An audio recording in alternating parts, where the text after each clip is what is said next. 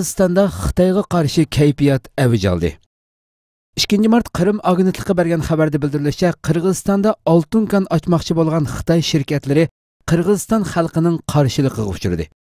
Xabarda 10 kun ilgari Xitoyning Qirg'izistonning Botkin oblasti Qadimjoy rayoni Shamilsay oltin kenini setib olib, qurilish qilishga boshlaganda 300 dak Qirg'iz xalqi Xitoylar qurilish qilmoqchi bo'lgan o'rinda Xitoyga qarshi namoyish qilgan. Xalq yig'ilib kuch ko'rsatish natijasida qurilish ishlari to'xtatilganligi bildirilishi bilan birga, bu qatim Qirg'izistonning Jalolobod rayoni To'qqiztoro shahar boshlig'i Tilak Idrisovaning bildirishicha, Xitoyning oltin konchilik shirkatlari Tangritig'ining Qirg'iziston tavasida zo'r ko'lamda kon echib, suv va havoning bulg'unishi ig'irlashganligi sababidan yuzlarcha Qirg'iz Xitoy shirkatlarining oltin konlarini echishiga qarshi yig'ilish qilgan.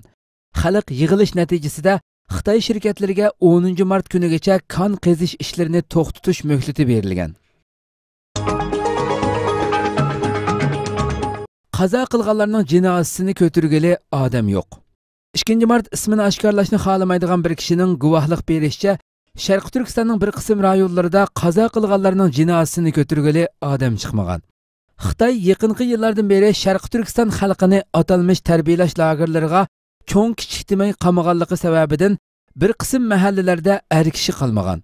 Mazkur shohidimiz Sharq Turkistondagi bir do'sti bilan ijtimoiy aloqa vositasida o'zaro uchur yo'llashgan bo'lib, uchurda Xotan noyisi Bog'chi yesining Shuma kentida bir kishining qazo qilganligini, mahallada er kishi bo'lmaganligi sababidan marhumning jinozasini ko'targili odam yo'q, jinozani mashina bilan yo'tkiganligini yozgan.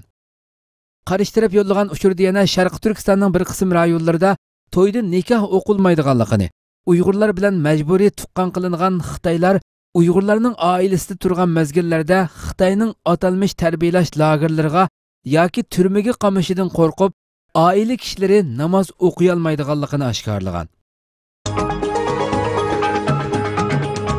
O'zbekiston bilan Tojikiston o'rtasida 9 chegara eg'izi biroqli ochildi.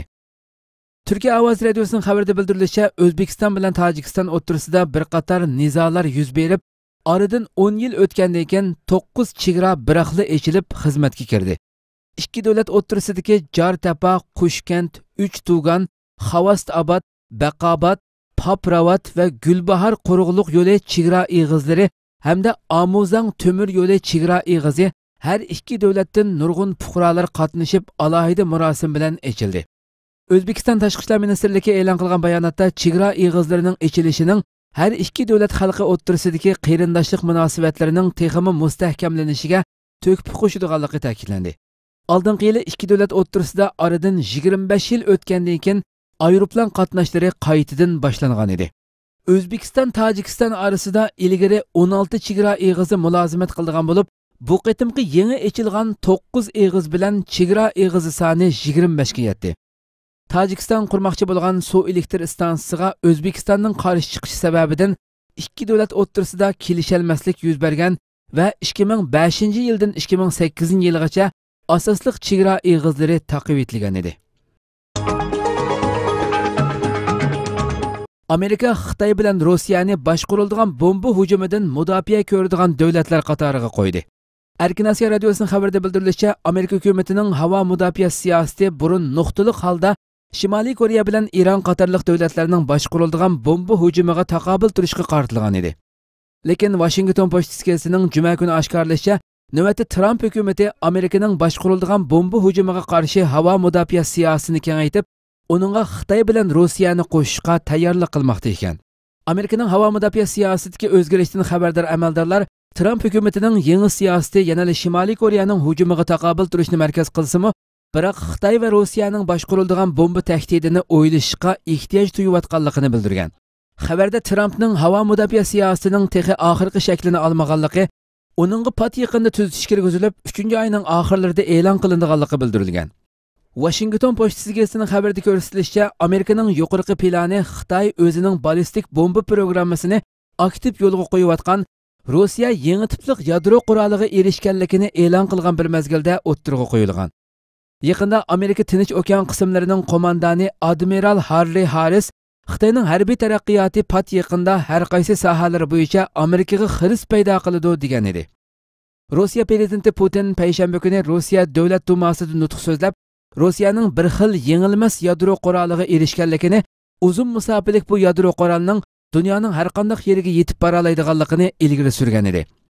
Washington pochtasi gazetining ilgari surishicha, Amerikaning siyosatidagi o'zgarish Trump hukumatining Xitoy va Rossiya bilan cho'ng davlatlar raqobatiga tushishdek davlat xavfsizlik strategiyasiga mos keldi ekan. Yangi Zelandiya tashqi ishlar ministri Xitoyning Tinch okean rayoniga singib kirishidan hushyor turishini ta'kidladi. Yangi Zelandiyaning muavin bosh ministri, qo'shimcha tashqi ishlar ministri Winston Peters Tinch okean rayonidagi davlatlarni Xitoyning bu rayonga singib kirishidan hushyor bo'lishga chaqirgan. Uning ko'rsatishicha, Yangi Zelandiya bilan Avstraliya Janubiy Tinch okeandagi davlatlarning ishlariga aralashishi va ularga yordam berishni kuchaytirib, Xitoyning bu rayonga singib kirishiga taqobil turishi kerak ekan.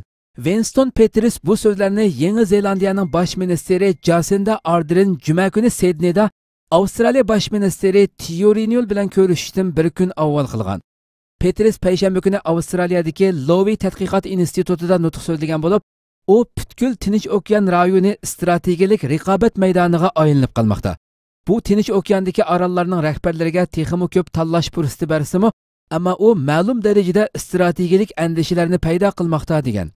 Avstraliya bilan Yangi Zelandiya burun Janubiy Tinch okeandagi orol davlatlarining ishlarida halqaliq rol o'ynab kelgan. Ammo yaqinqi yillarda Xitoyning bu rayonga singib kirishi ularning ta'siriga kuchlik xiris paydo qilgan.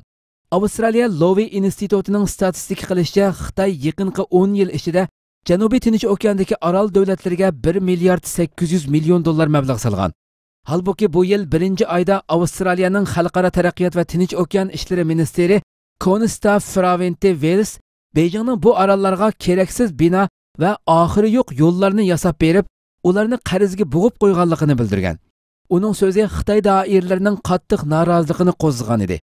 Winston Peters Lowy institutida qilgan so'zda yana Yangi Zelandiyaning Janubiy Tinch okean davlatlariga beradigan yordamini ko'paytirganligi, bu orqali Yangi Zelandiyaning mazkur davlatlardagi ta'sirini saqlab qolishga tirishadiganligini bildirgan.